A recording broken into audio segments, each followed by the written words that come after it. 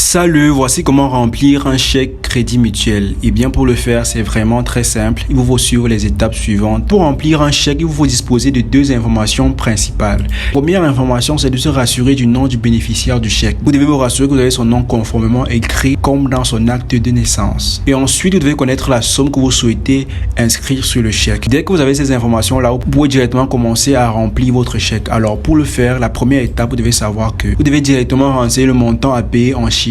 Vous devez le faire dans l'encadré situé juste à droite de ce document. Vous n'avez qu'à inscrire la somme exacte avec les centimes. Il est recommandé d'écrire la somme le plus à gauche possible de la case. Cela évitera qu'une personne mal intentionnée n'ajoute des chiffres devant. Augmentant artificiellement la somme de votre chèque à droite de la somme. Vous pouvez aussi également barrer le reste de la case afin de ne laisser aucun espace vide sur votre chèque. Après avoir rédigé le montant en chiffres, vous n'avez qu'à le rédiger en lettres. Donc vous n'avez qu'à écrire directement en toutes lettres le montant que vous souhaitez verser.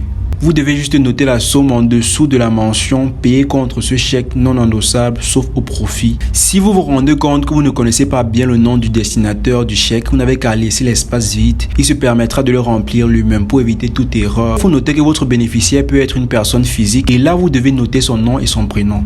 Il peut également s'agir d'une personne morale comme une entreprise. Ensuite, vous devez renseigner le lieu de l'établissement du chèque. Sur la droite de votre chèque, juste en dessous de la case contenant la somme en chiffres. Et puis, vous n'avez qu'à indiquer la date à laquelle vous remplissez ce chèque. Et la date s'écrit en format jour, mois et année. Vous n'avez qu'à mettre 27/02/24. Et vous inscrivez la date à la partie droite du document, juste en dessous du lieu de l'établissement. Ensuite, après avoir fini de remplir votre chèque, vous n'avez qu'à le signer. Et pour être sûr des informations que vous avez entrées sur ce chèque, vous n'avez qu'à relire l'intégralité de votre chèque pour vérifier que vous n'avez commis aucune erreur.